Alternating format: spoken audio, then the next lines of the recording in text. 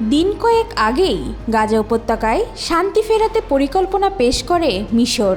আরব বিশ্ব নেতাদের এক টেবিলে বসিয়ে সেই প্রস্তাব পাশও করিয়ে নেন মিশরীয় president Abdel Fattah al CC.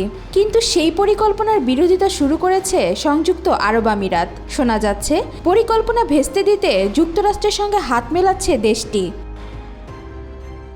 মার্কিন ও মিশরীয় কর্মকর্তাদের বরাতে সংবাদ মাধ্যম মিডল ইস্ট আই জানিয়েছে, মিশরের প্রস্তাবটি যাতে কার্যকর না হয় সেজন্য ট্রাম্প প্রশাসনের সঙ্গে তদবির চালাচ্ছেন আমিরাতের কর্মকর্তারা। এছাড়াও মিশর যেন বাস্তুচ্যুত ফিলিস্তিনিদের তাদের দেশে ঠাঁই দেয়, এজন্য কায়রোকেও চাপ দিতে হোয়াইট হাউসকে প্ররোচিত করছে দুবাই।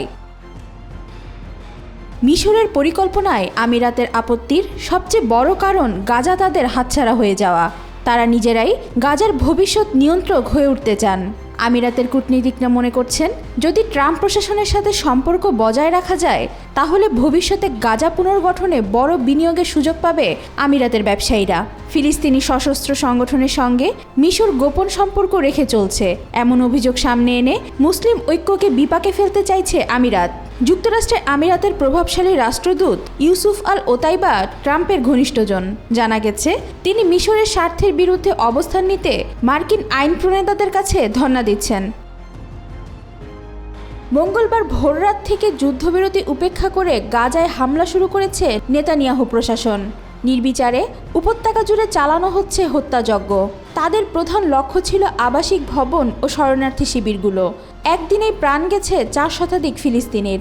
উপত্যকার কোনো স্থানই নিরাপদ নয় জেনেও জীবন বাঁচাতে এদিক ওদিক ছোটাছুটি করছে বাসিন্দারা। ঠিক এমন পরিস্থিতির মধ্যেই শান্তির প্রচেষ্টায় আমিরাতের বাধার খবর প্রকাশ্যে এলো। ওয়াহিদা পারভিন, আজকাল।